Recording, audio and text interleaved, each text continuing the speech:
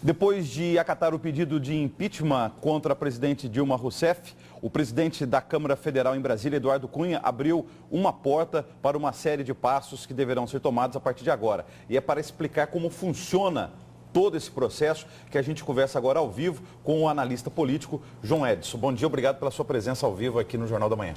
Bom dia, eu que agradeço. Considerando a própria Constituição Federal, como que é esse processo de impeachment? Muito se fala que é um processo jurídico, mas também, ao mesmo tempo, político. Então, qual que é esse passo a passo no Legislativo Federal?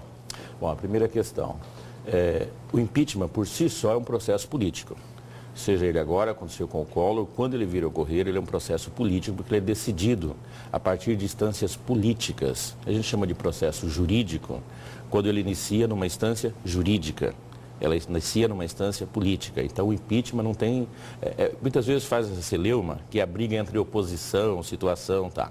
Ele é um processo político, porque nenhum deputado, por si só, é um jurista. Então, ele naturalmente vai ser isso. É constitucional, não é golpe. Tem que deixar bem claro isso. É um processo político que pode ser aberto com qualquer governo a qualquer momento. Essa confusão com o jurídico é porque ele segue algumas, vamos dizer, algumas regras jurídicas, né? Como amplo direito de defesa, provas a serem apresentadas contra o acusado ou acusada. Tem um trâmite processual muito semelhante ao jurídico. Então vai ter tudo isso. Ao final dele, aí sim que é encaminhado os processos para a área jurídica, aí sim é outra coisa. Mas ele inicialmente, e nesse momento, tem gente falando assim, foi decretado o impeachment da presidente Dilma. Não, não foi decretado impeachment nenhum. Então explique pra gente o que foi, porque não foi só um pedido que chegou à Câmara, foram vários 27 pedidos de impeachment. O primeiro que foi, vamos dizer, aceito, é isso? É isso. Aceito, chama acolhido. O presidente, ele recebe vários pedidos, não é só pedido de impeachment. Aquilo que ele julgar procedente, monta-se uma comissão de análise para montar a tese.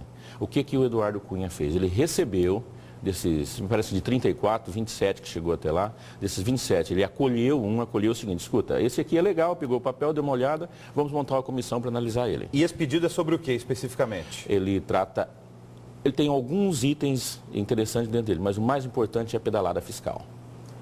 Ou seja, os gastos do governo federal, sem autorização legislativa. Sem autorização legislativa, a quebra daquilo que a gente chama muito de...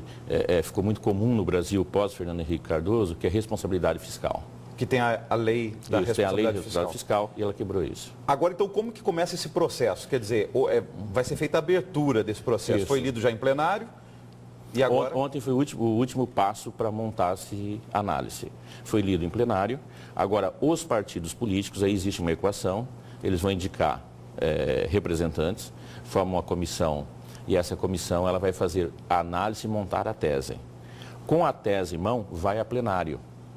Aí, quando vai a plenário, vai decidir no plenário, e aí decidido por 2/3. Dos 513 deputados? 513 deputados. Dá o quê? Em torno aí de uns 300 e... 300, me parece 327 deputados, alguma coisa assim.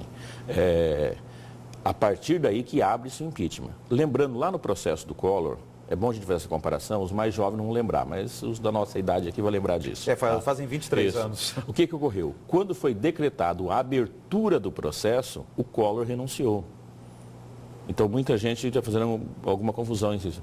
Não, houve impeachment do Collor. Não, quando foi a abertura do processo, que já é o terceiro passo, teve o primeiro passo, agora vai ter o segundo. No terceiro passo, que abrir o processo, o Collor renunciou. Até porque depois de passar pela Câmara, ainda vai para o Senado Federal. Para o Senado Federal.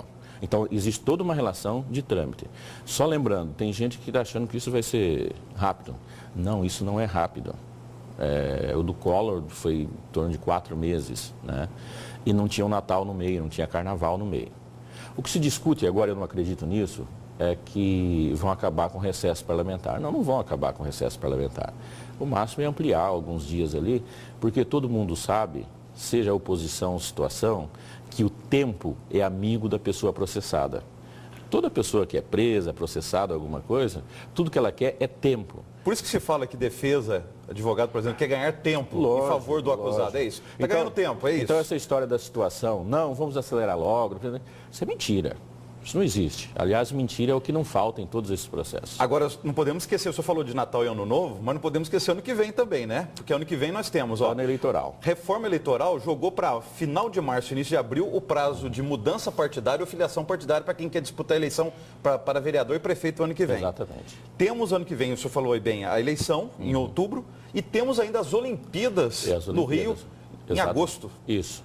Então é um ano extremamente confuso. Né? Nós vamos lembrar muito o ano de 2014. Eu até lembro que em 2014 escrevi um artigo, o ano que não vai existir. 2016, ele pode reproduzir o ano de 2014. É a festa sem dinheiro. A diferença de 2014 era a festa com dinheiro. E 2016 pode ser a festa sem dinheiro. Porque nesse jogo todo, aquilo que é dito pelas pessoas não é necessariamente aquilo que está acontecendo realmente nos bastidores. Nós não podemos acreditar nesse momento sequer na fala da situação, sequer na fala da oposição. O que existe ali é um jogo de poderes com vista a 2018. A presidente Dilma, ela virou do seu próprio partido e vítima da oposição dentro de um processo mais longo. Agora, tem uma outra situação também para a gente esclarecer. O pedido de impeachment é contra a presidente da República, Dilma Rousseff, não contra o vice-presidente Michel Temer. Que aí tem um outro pedido, aquela questão, a denúncia da questão da eleitoral. Aí é um outro processo. Esse processo, e aí tem muita gente dizendo o seguinte, não, mas o 2/3 não dá. Mais uma vez, o Brasil fica na mão do PMDB. Lembrando que o vice é do PMDB, basta, e agora ele não vai dizer claramente que já está contra, mas iniciando-se o processo e sentindo a possibilidade de concluir o governo, a pergunta é, será que o PMDB fica com a presidente Dilma ou contra a presidente Dilma? E o Eduardo Cunha, que é o presidente da Câmara, que aceitou o pedido do processo, de abertura do processo, também é do PMDB. Exatamente, aí a gente precisa entender. O PMDB é um partido que é dividido em 3 facções. Uma facção mandada pelo Eduardo Cunha, uma facção pelo Renan Calheiro e uma facção pelo Michel Temer. O do Eduardo Cunha já decidiu. Ele quer o impeachment, quer o afastamento da presidente. O do Renan Calheiro tem interesse, do Michel Temer tem interesse próprio, porque ele se torna presidente. Então só existe, falta convencer o do Renan Calheiros. A gente não pode esquecer também daquela questão do primeiro biênio do mandato e o segundo biênio. Exatamente. Havendo um impeachment, uma cassação do mandato da presidente Dilma Rousseff até o final de 2016, teríamos uma nova eleição para presidente ou automaticamente o vice-presidente assume o cargo? Nesse caso, o vice-presidente assume o caso, porque não houve anulação da eleição. Tem uma nova eleição quando, no caso, há uma anulação da eleição. Nesse caso, não há anulação do processo eleitoral. Há apenas a cassação de um dos membros que foram eleitos. Então, ela continua a chapa composta. Por isso que existe presidente e vice-presidente. Caso de cassação da presidente Dilma, o vice assume automaticamente. É isso que se diz. Um outro contexto também, não questionando o mérito desse pedido de impeachment contra a presidente Dilma Rousseff, sim, mas o fato do Eduardo Cunha acatar nesse momento e não lá atrás, quando o pedido chegou à Câmara, tem também um contexto aí. Qual que é esse contexto? Tem. O Eduardo Cunha, ele vai sofrer o processo, né? De impeachment também? Ou de cassação de mandato? De decoro, cassação de mandato. Por falta de decoro parlamentar? Isso, porque mentiu em plenário. Aquela questão das contas na Suíça que todo mundo acompanhou. Ele está sob pressão. Aí que entra a jogada. Como que a gente pode dizer que o próprio PT jogou contra a presidente Dilma? Foi quando o PT antecipou o voto dos seus 3 membros do Conselho. Lógico que isso foi uma jogada do PT, não adianta ficar chorando agora. Foi uma decisão. A presidente Dilma cai, vira uma briga aqui e sobrevive o Lula para a eleição de 2018.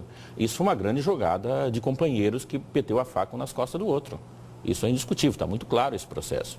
E a oposição estava precisando também disso. Então, nesse momento, os inimigos que se batem contra si são exatamente aqueles que fecharam um acordo para tentarem levar a briga para 2018. Agora, tudo isso que nós estamos falando aqui e muito mais, como é que fica o país paralelamente? É possível esse processo de impeachment no Congresso? Nós temos aí questão econômica, desemprego, inflação. Como é que fica o país? O impeachment é um processo que está previsto politicamente na Constituição brasileira. Agora, o impeachment é o último remédio. O impeachment é a cirurgia do corpo. É quando você não tem mais nada para fazer, porque ele é agressivo, é dolorido, prejudica a economia, prejudica as pessoas. Ontem uma pessoa me disse uma frase e eu terminei não respondendo, mas ela não é verdadeira, mas ela vai ser dita muito por aí. Bom, com impeachment ou sem impeachment tem que continuar trabalhando do mesmo jeito. Não é verdade. Das pessoas mais simples, a pessoa maior poder aquisitivo é afetado pelo processo. Primeiro, num processo de turbulência dentro de um país, os investidores internacionais param de investir automaticamente para esperar qual o rumo da economia. Porque um percentual para cima, para baixo, numa grande economia dá uma diferença. Isso gera um efeito dominó. Na própria instância governamental, tirando aqueles repasses constitucionais, os demais repasses de obras ficam prejudicados. E a gente lembra, quando uma obra pública é uma empresa privada que lá na ponta está trabalhando, que tem um funcionário simples, que tem um assalariado. Então, o desemprego, o desgaste, afeta até o humor das pessoas. Obrigado, bom fim de semana. Obrigado.